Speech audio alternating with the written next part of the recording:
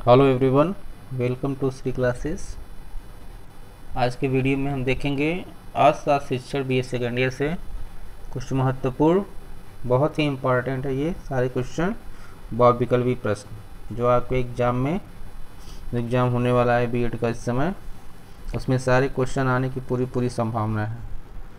तो इसको आप लोग अच्छे से वीडियो को देखिए अंत तक और सारे क्वेश्चन को अच्छे से देख के इसको लर्न करने की कोशिश करिए ताकि आपके एग्ज़ाम में बहुत ही हेल्प करेगा। तो जो लोग इस वीडियो पे नए हैं, चैनल पे नए हैं, तो प्लीज़ चैनल को सब्सक्राइब करिए। इस चैनल पे आपको बहुविकल्पी प्रश्न B.Ed से संबंधित सारे सब्जेक्टों के आपके मिलते रहेंगे। तो आइए चलिए वीडियो को शुरू करते हैं। इसमें जो मैंने आंसर है, ये आंसर को रेड कलर में कर दिया है ताकि इसको आप आसानी से देख के समझ जाएँ कि इसका आंसर यही होगा। तो आइए चलिए वीडियो को शुरू करते हैं। हमारा पहला क्वेश्चन है आज का, शिक्षा में सहसंबंध का प्रयोग सर्वप्रथम किसने किया था? तो आइए ऑप्शन को देख लेते हैं। पहला ऑप्शन है हार्बर्ट ने, दूसरा स्पेंसर ने, तीसरा स्मिथ ने, चौथा है कामत ने। तो यहाँ जो पहला ऑप्शन होगा वो करेक्ट होगा, यानी शिक्षा में सहसंबंध का प्रयोग सर्वप्रथम किया था किसने? हार्बर्ट ने। फर्स्ट ऑप्शन करेक्ट होगा। आइए चलते हैं नेक्स्ट क्वेश्चन की तरफ। दूसरा प्रश्न है, अर्थशास्त्र विषय है, तो इसके ऑप्शन को हम देख लेते हैं। पहला ऑप्शन है व्यक्तिगत, दूसरा व्यवहारिक, तीसरा है मनोवैज्ञानिक, चौथा है दार्शनिक। तो अर्थशास्त्र व्यक्तिगत नहीं हो सकता क्योंकि किसी व्यक्ति के बारे में सिर्फ ये नहीं बताता है। दूसरा है व्यवहारिक, व्यवहारिक कैसे है? क्योंकि ये अर्थशास्त्र क्या है? अर्थशास्त्र एक तरह का देखा जाए तो आदान प्रदान, क्रय विक्रय, ठीक है, पूरी अर्थव्यवस्था से जुड़ा हुआ विषय है। तो जब अर्थव्यवस्था में जाते हैं तो हमारे क्या करते हैं, बहुत सारे लोगों से संपर्क होते हैं, एक दूसरे से आदान प्रदान होते हैं, ठीक है, क्रय विक्रय होता है। तो जब हम क्रय विक्रय करते हैं, आदान प्रदान करते हैं, तो उसके साथ हमारा व्यवहार निहित होता है, उसमें व्यवहार जुड़ जाता है, ठीक है, क्रय विक्रय करने पे, आदान प्रदान करने पे, ठीक है। तो इसमें व्यवहार क्या होता है? जुड़ जाता है, तो इसलिए यह व्यवहारिक विषय कहा जाएगा। तीसरा ऑप्शन है मनोवैज्ञानिक, मनोवैज्ञानिक नहीं क्योंकि इसमें मन के विज्ञान की बात कोई नहीं होती है। और चौथा दार्शनिक, यानी ये भी नहीं होगा। तो हमारा जो आंसर होगा ये सेकेंड, व्यवहारिक। अर्थशास्त्र कैसा विषय है? अर्थशास्त्र एक व्यवहारिक विषय, बहुत ही इंपॉर्टेंट क्वेश्चन है। सारे क्वेश्चन पूरी तरह से आने की संभावना है। अर्थशास्त्र में तीसरे क्वेश्चन, नेक्स्ट क्वेश्चन देखते हैं। अर्थशास्त्र में इस प्रकार के नियमों का भी निर्माण किया जाता है। कैसे नियम का निर्माण किया जाता है? जटिल। तो अर्थशास्त्र में जटिल नियमों का निर्माण नहीं किया जाता है। दूसरा है व्यक्ति विशेष, यानी अर्थशास्त्र किसी व्यक्ति विशेष के लिए बनाया हुआ शास्त्र नहीं है, किसी एक के लिए, पर्टिकुलर व्यक्ति के लिए बना दिया गया। तीसरा है सार्वभौमिक। सार्वभौमिक क्या होता है? सार्वभौमिक मतलब सबके लिए सामान्य, सबके लिए बना हुआ नियम है, चाहे कर व्यवस्था हो, चाहे विक्रय व्यवस्था हो, क्रय व्यवस्था हो या कर व्यवस्था, यानी किसी तरह की व्यवस्था जो अर्थशास्त्र से संबंधित है वो सार्वभौमिक होती है, यानी सभी के लिए समान होती है, इसी को बोलते हैं। और चौथा ऑप्शन इनमें से कोई नहीं। तो हमारा जो थर्ड ऑप्शन है सार्वभौमिक, ये करेक्ट होगा। अर्थशास्त्र है, पहला ऑप्शन है कला, दूसरा है विज्ञान, तीसरा ऑप्शन है कला तथा विज्ञान दोनों, चौथा है इनमें से कोई नहीं। तो अर्थशास्त्र क्या है? हमारा जो थर्ड ऑप्शन है वो सही होगा। तो इसको समझते हैं थर्ड ऑप्शन सही कैसे होगा। अर्थशास्त्र क्या है? कला तथा विज्ञान दोनों होते हैं। कला क्या होता है? कला होता है व्यवहारिक और विज्ञान होता है सैद्धांतिक। तो अर्थशास्त्र दोनों का मिला जुला रूप है। अर्थशास्त्र में सैद्धांतिक भी है और व्यवहारिक है, तो इसलिए अर्थशास्त्र क्या है? कला तथा विज्ञान दोनों है। तीसरा ऑप्शन सही होगा। अब चलते हैं आगमन विधि। आगमन विधि क्या होता है?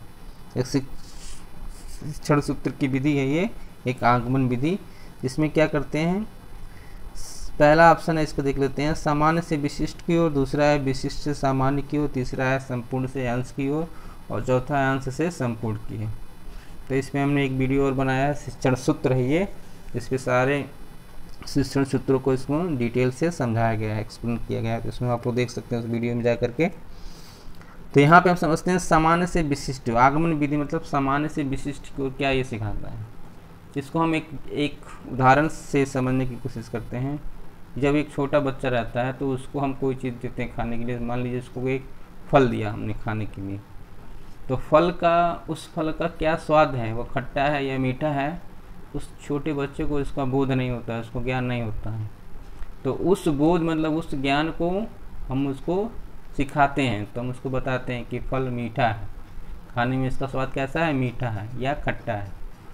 तो बच्चा उस बोध, इस ज्ञान को लेकर के आगे बढ़ता है, तो वो समझ जाता है कि यह फल मीठा है, स्वाद, इस तरह के स्वाद को हम मीठा कहेंगे और इस तरह के स्वाद को हम खट्टा करेंगे।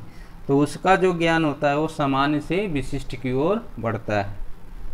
तो इसीलिए आगमन विधि को हम क्या करेंगे, आगमन विधि सामान्य से विशिष्ट की ओर हमको ले जाता है।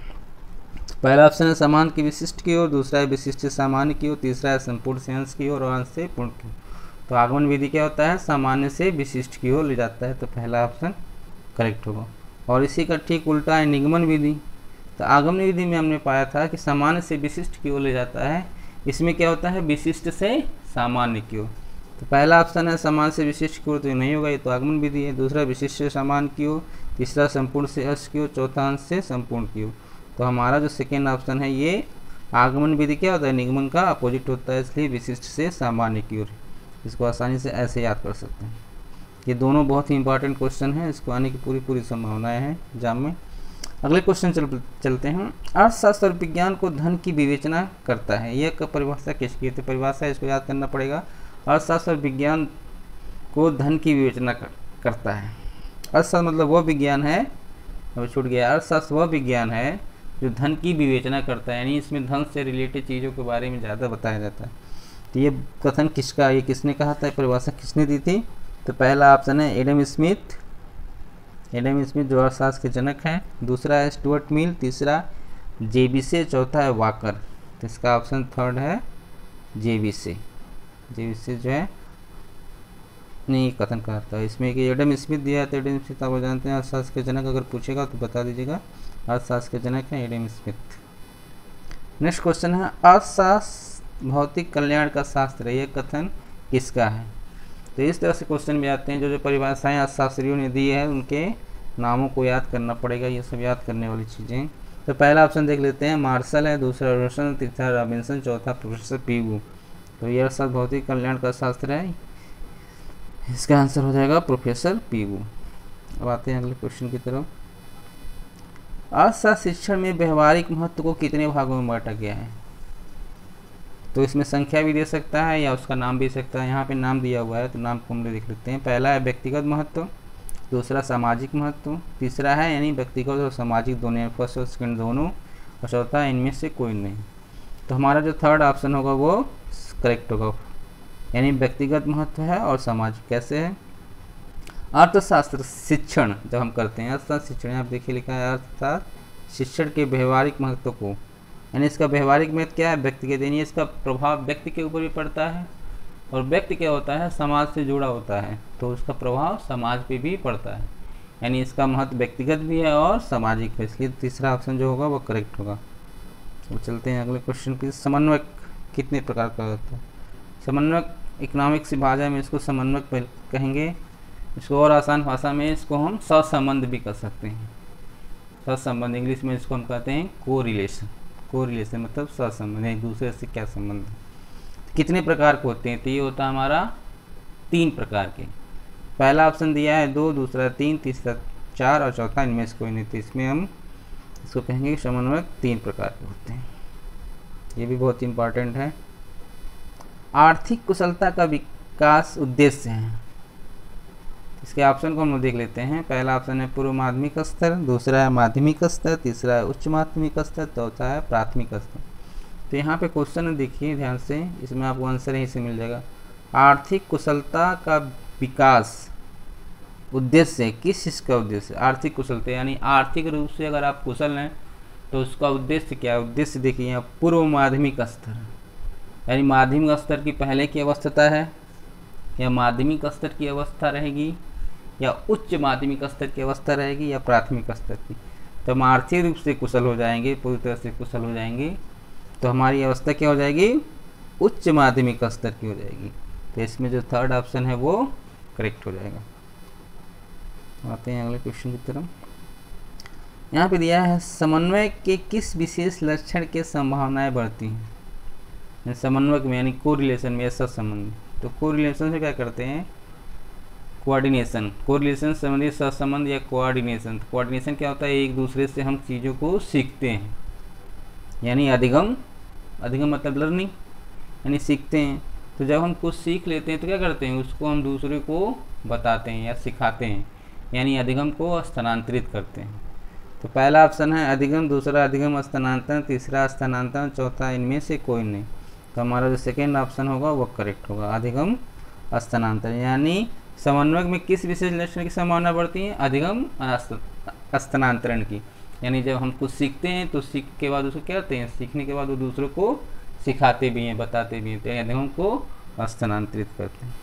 नेक्स्ट है शिक्षा प्रक्रिया के प्रमुख अंग हैं। शिक्षा प्रक्रिया, कोई भी शिक्षा प्रक्रिया है उसमें क्या प्रमुख अंग होंगे। पहला ऑप्शन दिया पाठ्यक्रम, दूसरा पाठ्यपुस्तक, तीसरा पाठ्य से आगामी क्रियाएं। यानी ये तीनों क्रियाएं क्या होती हैं, शिक्षा प्रक्रिया के प्रमुख हैं। पाठ्यक्रम भी होना चाहिए, किस क्रम में हमको पढ़ाना है, पाठ्यपुस्तक यानी एक पुस्तक भी होनी चाहिए, और पाठ्य जब क्रम में पाठ्य जब पढ़ते हैं, जैसे चैप्टर वाइज उसको पढ़ते जाते हैं, तो उसके साथ क्या क्या क्रियाएँ करनी है, एक्सपेरिमेंट क्या क्या करना है, क्या क्या सीखना है उसके साथ, तो ये सभी जरूरी है। यानी तीनों ये क्या है, शिक्षा प्रक्रिया के अंग हैं, तो इसलिए चौथा ऑप्शन जो होगा ये सभी वो करेक्ट होगा। चलते हैं नेक्स्ट क्वेश्चन की तरफ। निम्न में से किस विद्वान ने क्रियात्मक पक्ष के उद्देश्यों को व्यवहारिक रूप में लिखने में अधिक रुचि ली। क्रियात्मक पक्ष को व्यवहारिक रूप में लिखने में किसने अधिक रुचि ली। पहला है ड्यूकर, दूसरा है रॉबर्ट मिलर, तीसरा है ब्लूम, चौथा है रॉबर्ट मेगर।